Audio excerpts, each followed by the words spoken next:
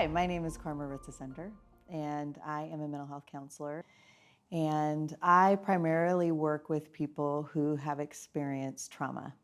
I have most of my experiences with trafficking victims, and recently branched out to work with people who are just experiencing life and doing their best to get through. Today, I want to talk about a pattern that often occurs when we're trying to be in relationship with other people and doing the best that we can in that. And often we develop patterns of relating to people that are harmful in some way, harmful to us, harmful to other people. In a nutshell, the pattern is trying to measure up and feeling like we never do. It is driven, I think, largely by the fact that we were all created to need love and belonging and connection. And when we don't feel like we have that, we can develop really unhealthy patterns of trying to get it and trying to prove that we are worthy of connection, that we are good enough in some way. And those behaviors can become really unhealthy. We start a quest of trying to find our way through the world by proving we deserve to be here. And in reality, we deserve to be here because we were created and put here. And we really don't have to do anything else, but often we feel like we do. And it can just kind of grow and morph into really unhealthy ways of relating. And so I wanted to talk about that today and talk about ways that this shows up in our lives and ways that we can maybe move into a healthier place. So this could show up in a number of ways, really practical. One way that it could show up would be trying to look a certain way, dress a certain way, have our hair a certain way, weigh a certain amount, whatever we've decided. But there's something about the way that we look that if we do that one thing, will be enough. Another way it shows up is trying to be supermom and making your kids' lunches in these really cool containers with really neat notes that inspire them, and everything's organic and homemade. And if I do that, then I'm going to be a good enough mom, and then I'll be worthy. Other ways it might show up is trying to perform. And what I mean by that is always feeling like I have to get an A. I have to be the best at whatever I do. I have to always be the one that gets it perfect. And then I'll measure up, and then I'll be worthy of love and connection and appreciation. It may be that I try to anticipate my boss's needs or my husband's needs all the time. And if I always anticipate them and they never have to ask for help, then I'm good enough. It's pretty stressful. If I get enough followers on social media or likes or whatever the things are, then I will have proof that I'm good enough and I'm worthy of love and connection. And it can just become pretty overwhelming and stressful to live in this world where there's so much pressure to measure up.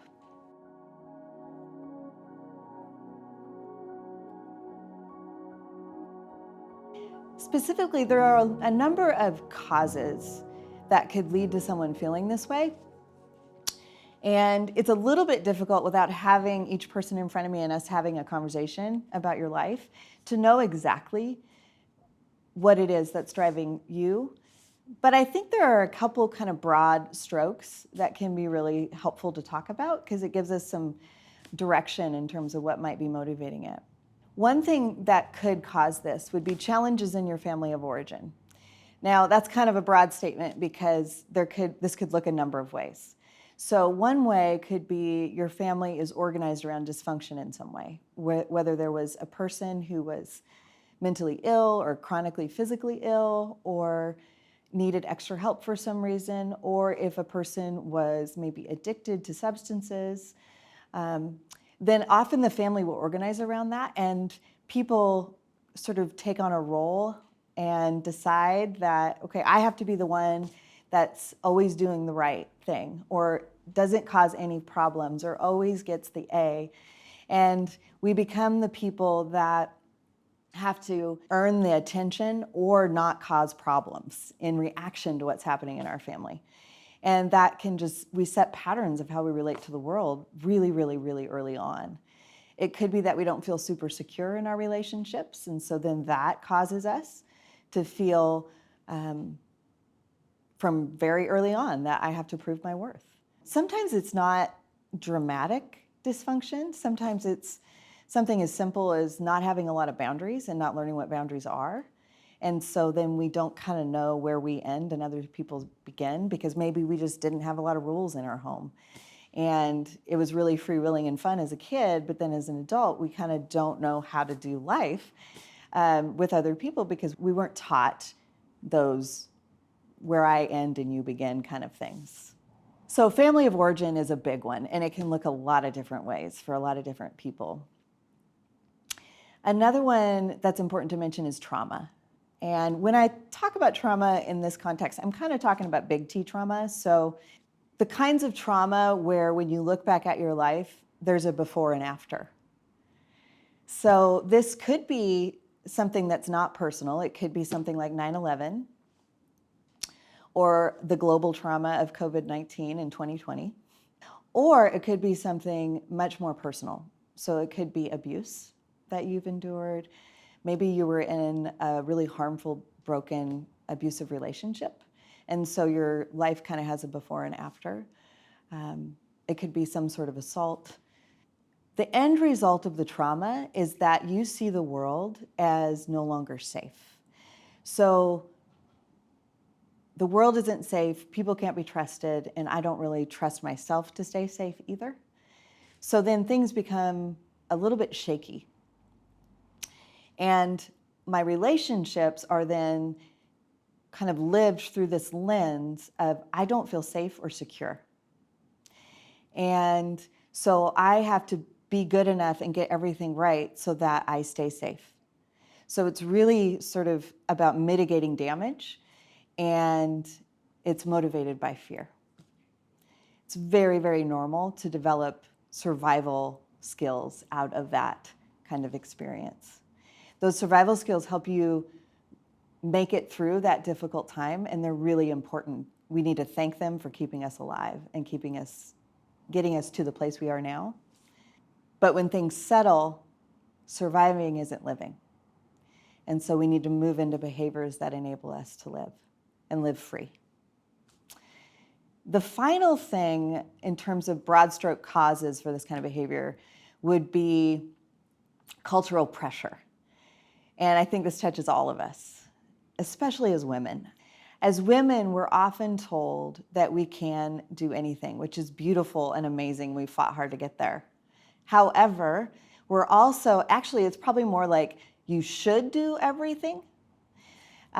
You should have an amazing career and be really good at it and always be available. And you should be an amazing mom who always volunteers in the classroom. And you should be an awesome wife who looks great and is always up for sex and goes to the gym and takes care of herself. And you should have probably a side gig on Etsy or Instagram, and that should be kicking. And there's just so much pressure. And it's really hard to do it all.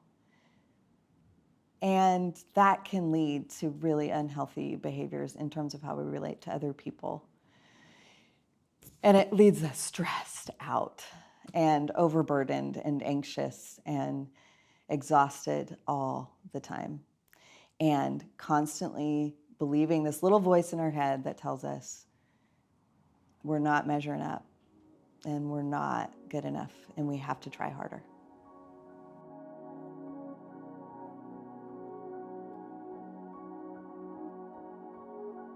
So one of the most common ways this can show up is in an idea called over and under functioning. This was an idea created by a guy named Stephen Cartman, and he called it the drama triangle. And basically what we can end up doing in our relationships is either coming from a perspective where we're in an over-functioning role, where we feel like if I don't do it, nobody will, and I have to sort of, I'm in a one-up position on people in the sense that I feel like I have to be over them and to take care of things. Or I might end up in a one down position, which is an under functioning role, where I feel like life is too hard and things are too big and I just give up because it's just too hard. And so I want to kind of talk through these roles specifically and get into a little bit about what they might look like on a day-to-day basis. Let's start with the victim role, which is what Stephen Cartman calls the under-functioning or one-down position. This position is really a position of feeling powerless. Life has become really hard for whatever reason, and I've just become too overwhelmed to really feel like I can do it anymore. And so this person may often say things like, it's never going to go my way. I can't cut a break. No one is ever going to love me. You may notice some really big sort of absolute phrases I'm using, never, always. And this person just has trouble believing that they could ever get out of this position of just sort of being one down, underneath, powerless. And things feel pretty out of control. For people in the one-up position, let's start with the rescuer role. The rescuer or hero role is kind of one that's more about being over others and kind of taking control. This person is generally operating out of a desire to be nice. We see a problem maybe, and that person's struggling, and I'm nice, and I know how to solve that problem. I'll just do it for them. They may never have been asked to solve the problem, but they feel compelled to jump in and just solve the problem. And they're really good at it. It's a skill they have. They're good at problem solving. The problem sort of occurs when it becomes compulsive and it's difficult to stop. And they often end up feeling really overwhelmed and anxious and a little bit resentful of the people that they're having to save all the time. And yet, it's become such a part of their identity that they don't know how to stop. Because who am I if I'm not the one people count on to solve their problems? The other one-up position is similar to the rescuer, but it's called the persecutor, which isn't a great name. I didn't name them. This person is a little bit critical in their approach and tend to be just a little bit of a bully. They kind of see the world like, that clearly isn't working. I don't know why you don't just change and fix it. They often are highly talented and really smart, and so they can clearly see what's going on, and so it seems so obvious to them. And it becomes very frustrating and angry. They become angry because, gosh, why aren't they just doing this? It's so obvious. Or why don't they do this way? This would be so much better. The problem is they often kind of force their will on other people. There's one way to do things. It's my way, and it's the right way. And it is definitely a control position. It's a feeling over other people position, and it does not lead to healthy relationships. So that's over and under functioning. Another way that this idea of not measuring up can sort of play out is through unspoken assumptions. These assumptions basically motivate our over or under functioning. And they tell us that we're kind of operating in a world where we're assuming a lot of things about other people. We're assuming they think we're not worthy. We're assuming that if they're unhappy, it's probably our fault and we should fix it. We're assuming that if we spend all of our time and energy trying to help someone else and make them feel happy, that they will do the same in return. Or if we're in an under-functioning role, we may be assuming nobody really cares. They see my pain, but they don't care, and they're not going to help. The thing with unspoken assumptions is they're unspoken. So we don't ever have a conversation with someone about this. We go through the world assuming we know what people are thinking and that we're somehow unworthy and not measuring up. And we don't sit down and talk it through, so we can never get really the truth behind what's going on. We act as though we have had the conversation, though. We act as though we sat down and we made a pact, and now people aren't living up to their side of the bargain. And it becomes very frustrating. One of the ways this could play out, and this is a sort of a silly example, but it happens. I've been there, where we maybe walk into the office and we pass our boss or a colleague and we say good morning and they don't respond. And what do we think? I've done something wrong. They must be mad at me. I have to fix it. And suddenly we rush in and we try to solve the problem. And if we're in that victim place, we might even say, oh, gosh, I'm such a screw up. I always do this. I don't know why I can't figure this out. And I'm never going to get over this. And I'm never going to be able to have good relationships or whatever. We kind of spiral a little bit down that road. So we're assuming the fact that that person didn't say hi to us was somehow our fault, and it's our job to fix it. And that motivates the behavior. It's a really hard way to go through life, and definitely can lead to some pretty unhealthy patterns. The other thing that can come out of this, in addition to over and under functioning and making unspoken assumptions, is mind reading. It's just good old-fashioned mind reading. As you think about what the example I just gave about passing someone in the hall and them not responding, you kind of have to read somebody's mind to assume you know what they're thinking. Now, we all know we can't read minds, but we act like we can. Oh, yeah, obviously it must be my fault, and so I have to solve this problem.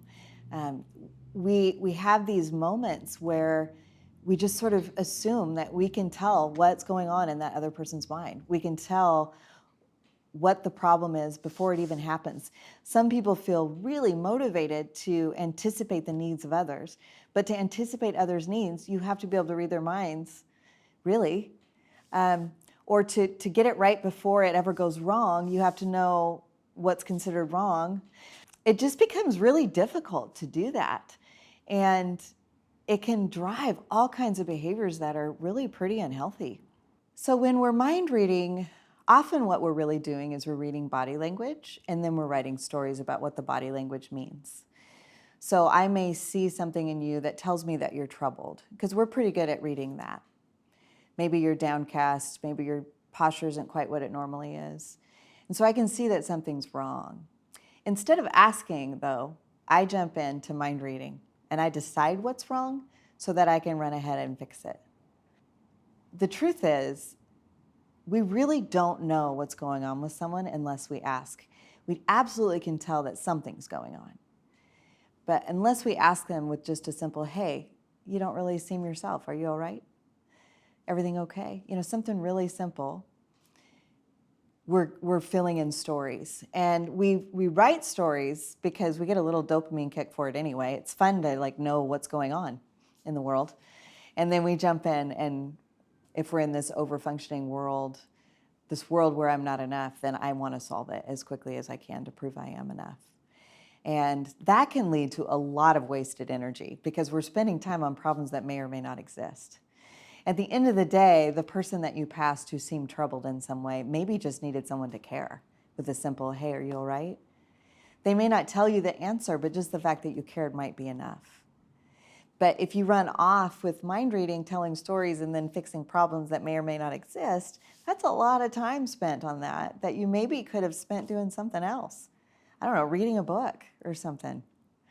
So it's pretty exhausting when we're in that kind of dynamic of mind reading.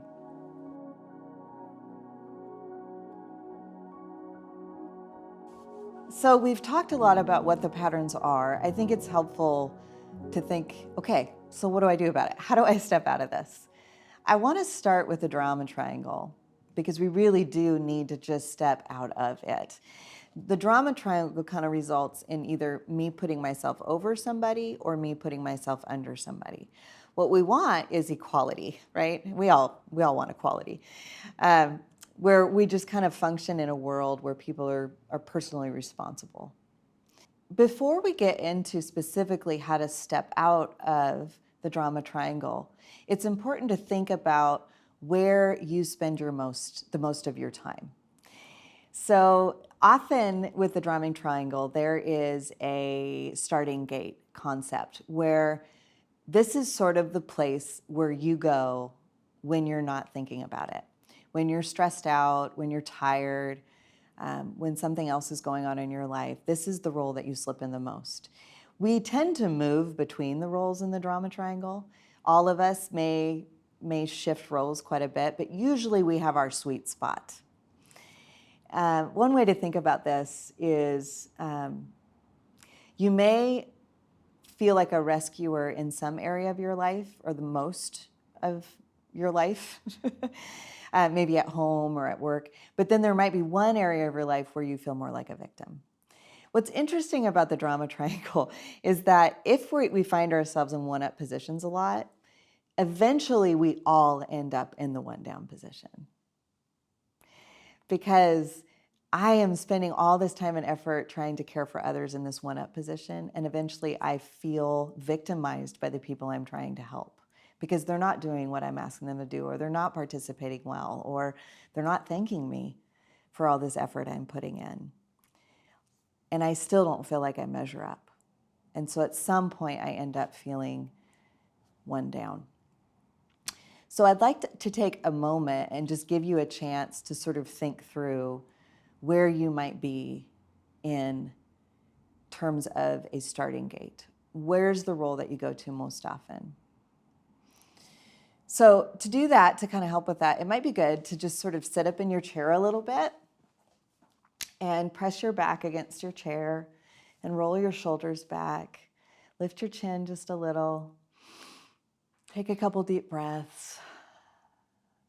Maybe even put a hand on your heart. This is sort of an act of self-compassion and self-soothing.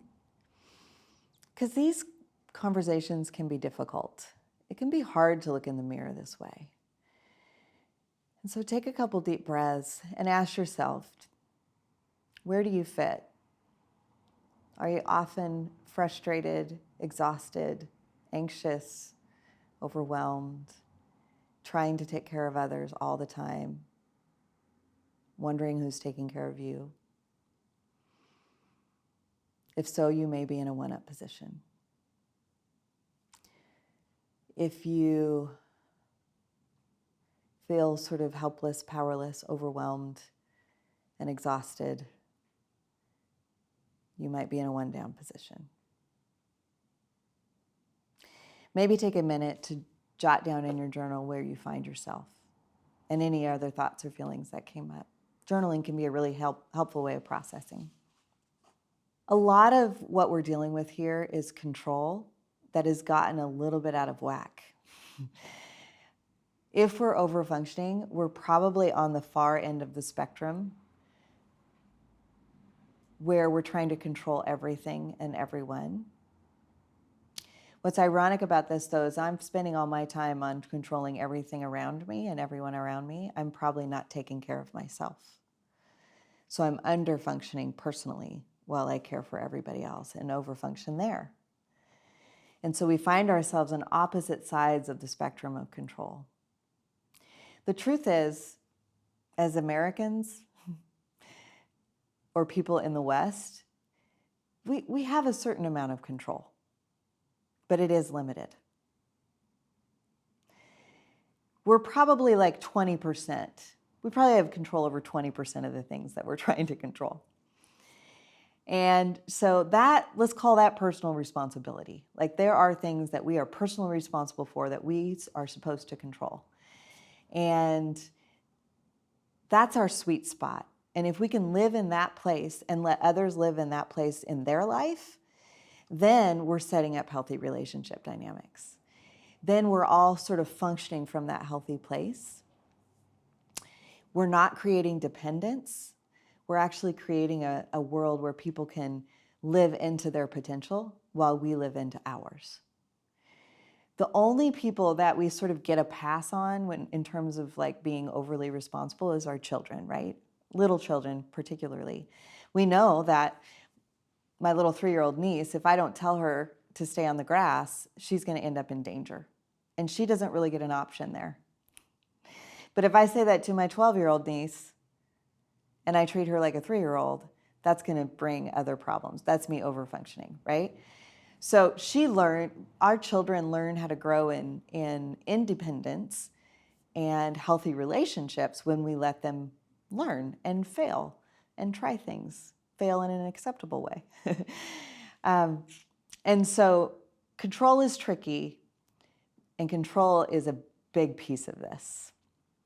So sort of keep that in mind as we go through this. I want to walk through each role specifically and kind of talk about what you can do if you find yourself there. If that's your starting gate, how do you get out of it?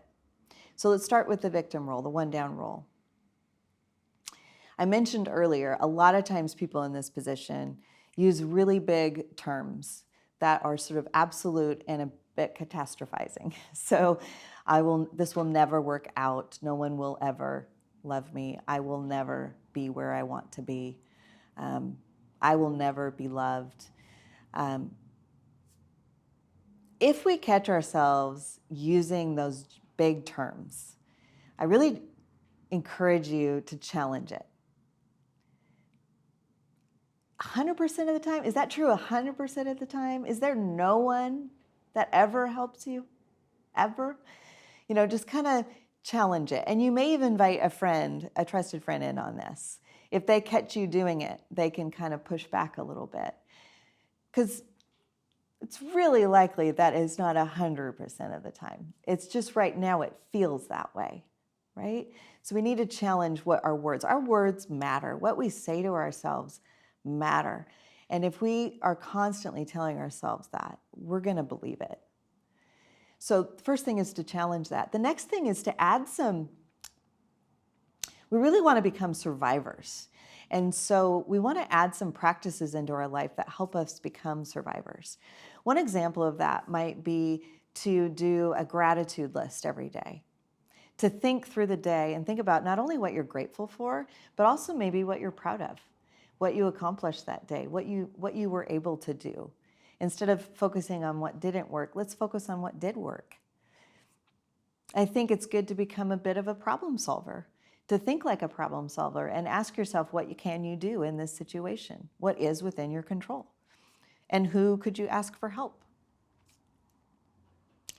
If you find yourself in a rescue hero starting gate kind of position, this is really more about becoming a coach or a teacher. Instead of rushing to be the problem solver that solves the problems for others, help them learn how to do it themselves. This is like teaching a man to fish, that old phrase, right? So to do that, you can ask really good questions. You can ask the questions you would ask if you were rushing in to solve the problem. You could teach them the skills that you have around problem solving so that they can do it themselves, because you won't be there all the time. They really need those skills. And so this helps you move to a place where you're still able to function and be important and useful in people's lives and use those skills that are gifts, but to do it in a way that is healthy and that enables them to thrive as well as you, because you're not taking on more than you need to. In this world, I think it's really good to have really good boundaries around this. If we're chronically a rescuer, it's going to be hard for us to put the right boundaries around this. So I think there's other videos about that, and I would definitely encourage you to watch those, maybe more than once. We need good boundaries. We need to set boundaries about what we're willing to do, how much time we're willing to give to that. And remember, that person needs to figure this out on their own, because that's going to empower them. And so it's actually better to let them wrestle through it a little bit, but be available if they need your help. The final role is that persecutor role. And to move out of this role, it's kind of similar to the rescuer role, where we really need to get to a place where we're not sort of forcing our solution on people, but letting them figure it out themselves. We want to help. We can be a challenger. We want to move into a role where we're a challenger. And chances are, if we're in this role, we're going to be really good at challenging. And that is a gift. People need people that will challenge them, but challenge them lovingly. So if we notice them doing a behavior that's unhealthy, we can say, hey, I noticed that you're doing this. I think this is concerning. And I I hope that you do something to move out of that. We also need to set good boundaries here. So we may say things like, I'm willing to do this if you do your part. Basically, we want to clarify that we're not going to spend energy on something that they're unwilling to spend energy on. I think for someone in the persecutor role, it's important to remember that people will figure out a way to get it done, but it may not be your way. And that's okay. Maybe it wasn't the most efficient way to get it done. Maybe you could have done it quicker, or maybe it would have been done even better. But they need to feel like they can do it, and they need to feel empowered. And you're giving them that gift by just letting them figure it out, even if it takes longer. One thing to note as we talk about the drama triangle, and as you try to move out of your starting gate role into maybe a healthier place where we're more equal and empowered, is to remember that a lot of times when we're doing this work, we're actually doing identity work. Our identity has somehow gotten caught up in this role. As we've been trying to measure up and trying to be good enough, we've sort of taken on the role, and we don't know who we are if we're not that role. So as I'm talking about moving out of that role, if there's something that comes up in you that is really pushing back, I would just encourage you to maybe do some more work there. And I think it's helpful to get some perspective, some outside perspective when you do that work. So this may be talking to a trusted friend or a mentor, a counselor or a pastor. But identity work is really important. And this does shift the ground a little bit when we start to step out of these roles, particularly if we've been in the role since childhood. If it's something we've developed over time as an adult, it might be a little bit easier, depending on the cause. But if this has been around since childhood, it's going to shake things up a little. So I really encourage you to get some support. Another important step for stepping into healthier relationship patterns is to know your limits. So what do I mean by this? We all have limits. Sometimes that's hard to believe, especially as Americans. It might even feel un-American to say that, but we actually can't do everything. Limits are inherent in who we are as human beings. So here's an example. I'm a 45-year-old woman.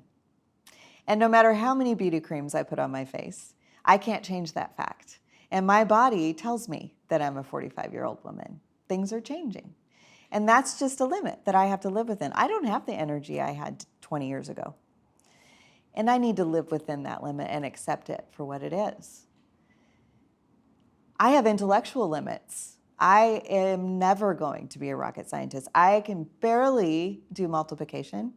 I like those TV shows that they write things on boards in like cool equations, but I just think it's pretty. I have no idea what that means. So that's an intellectual limit, and that's okay, because I do have other things I'm good at, and that can direct my purpose in life. I think limits are such a gift from that perspective, because they let us know sort of where we're meant to be and where we're meant to go. And if we recognize what our gifts are and what we're good at, and also what our limits are, it can really help direct us. We all have basic human limits, and I think that's a good place to start when you're doing this work of trying to identify what our limits are. So some of those limits relate to how much sleep we need. There are 24 hours in a day, no matter who we are. And we probably need to sleep 7 to 9 hours of those days. Probably 9 if we're honest, but who has that, right? So are you living within your limits from a sleep perspective? What about needing to eat throughout the day? Are you caring for that part of your body? Those are some basic limits that we all have that we all need to honor. Beyond that, there are limits that relate to your season of life. If you're a single woman living on one income with limited support, your limits are different than if you're a married woman with children. But a married woman with young children has very different limits than an empty nester. And so think about your season of life and think about what your limits are within that season of life. It's important to really think through this, because these will guide your boundaries that you set. I used to see limits as a huge weakness, and now I see them as an incredible strength and a grace that's given to us, because we don't have to do it all. In fact, we shouldn't. That's such a freeing statement when you think about it. And that gives us a place to really figure out, where do we want to spend our time and energy. Finally, boundaries. I mentioned it a moment ago, but our limits help us figure out where our boundaries need to lie. We have to have good boundaries to live out healthy relationships. We have to have good boundaries. So I would definitely spend time figuring out what those look like for you, how to set those. I know there's some great talks on that in this series. There's also some amazing books out there and amazing resources for setting good boundaries. So I'm not going to spend a lot of time on that today. But we need good boundaries to live in a healthy way, to live in the equal way that isn't one up or one down. You may have noticed that there's a little bit of a theme here. As I'm giving you tips for moving into healthy relationships, I'm operating from a very important belief, a foundational belief, which is you are worthy and you have nothing to prove. When you were created in a way that gave you incredible worth. And if we can sit in that and somehow find a way to believe it, it's going to make our relationships so much fuller and so much freer. Then it's not about trying to earn love and earn worth and earn respect. It's simply about being authentic and intimate with people, of bringing exactly who you are on a given day and trusting that their love can handle it. And so it's important to sit with that and do whatever you need to do, whatever work you need to do, to come to a place where you believe that. Because who you are is precious, and it needs to be brought to your relationships without all these other things mucking it up and getting in the way. And that's going to make your life freer and less exhausting and way more fun and way fuller. And so I really encourage you to embrace that idea, one way or the other. Find a way to get there.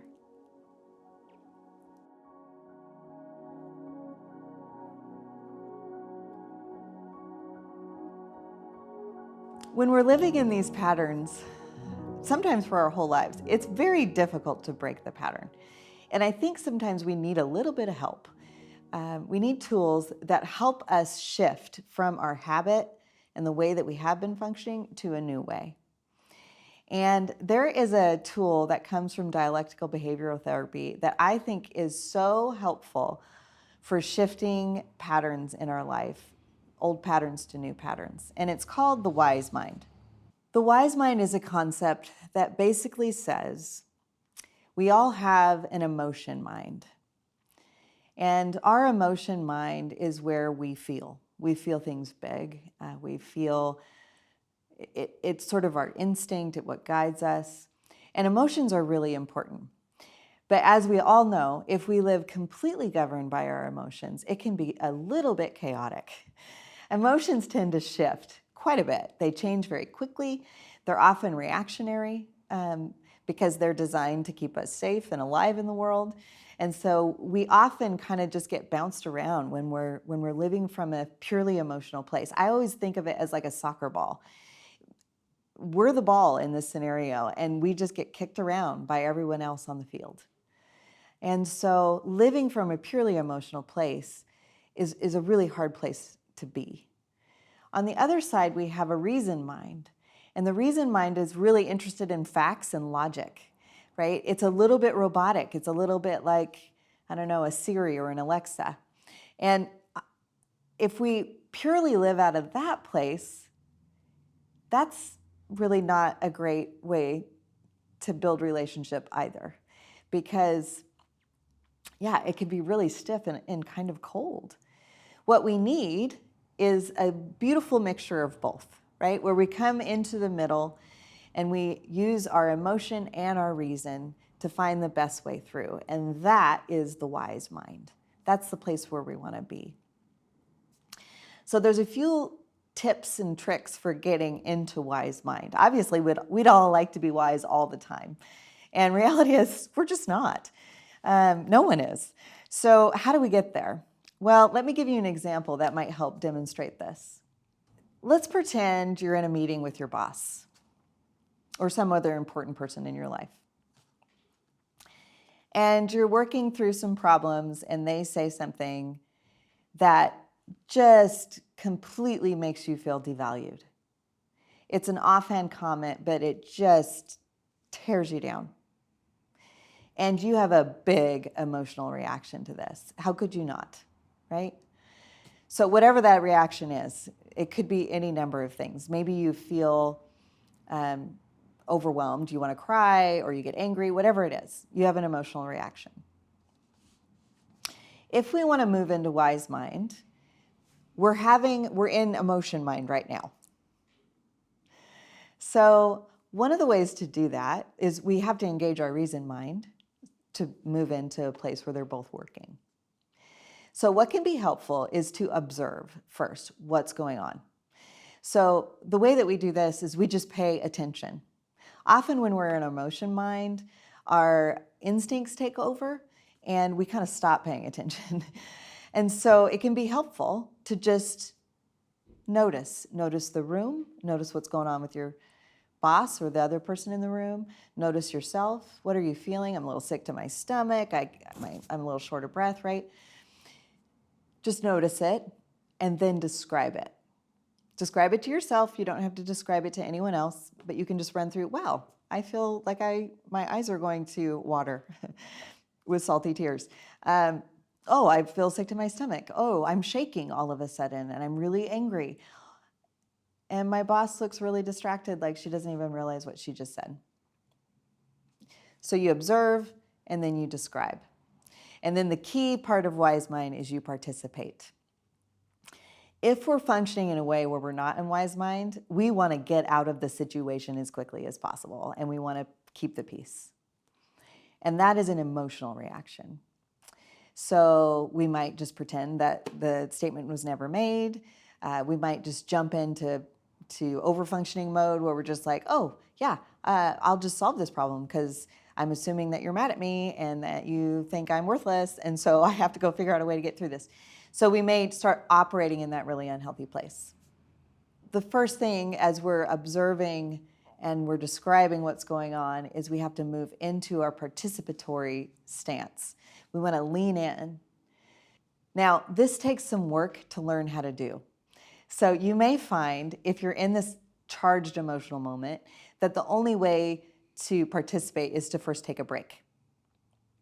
So you might need to ask for a bathroom break, and you run to the bathroom, wash your hands with cold water, throw some water on your face, take some deep breaths, whatever you need to do, move around a little bit. And then you can go back and engage and participate in the moment. Or maybe it wasn't so bad. Maybe you're still there. And instead of making assumptions and instead of mind reading and assuming we know what the boss meant and why they said it and running down that road, we simply ask for clarity. That's the wise mind approach. Something that you just said, I had a really big reaction to.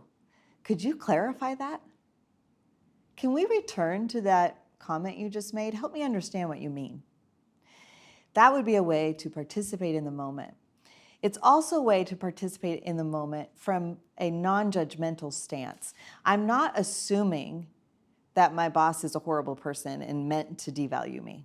I'm actually taking a generous approach. I think I don't have all the information. It's really important to do when we're trying to get into wise mind to avoid judgments and labels. I don't want to blame anybody, myself or someone else. I don't want to get in that road of shaming or running down into negative places. And so I want to be non-judgmental and just clarify. And then I want to do this in a way where I'm mindful and I'm paying attention to my body and I'm paying attention to my needs and I'm paying attention to the needs of the other person in the conversation. What's really going on with them when we're not deciding what that is, right? When we're asking and we're clarifying. And that enables us to be there and to do something that's effective for us so that we can be in that wise mind place and really be in the relationship in a way that brings health and freedom. In closing, the name of my counseling practice is Shalom Counseling. And the word shalom is a Hebrew word, and it's known for meaning peace. But it actually means a lot more than that. And I chose it very intentionally because it speaks to harmony and wholeness and completeness and prosperity even, and welfare and tranquility. And I really believe that as you do the work that you're doing and going through these sessions, that you are on a journey that's headed there. And I pray that you will find shalom.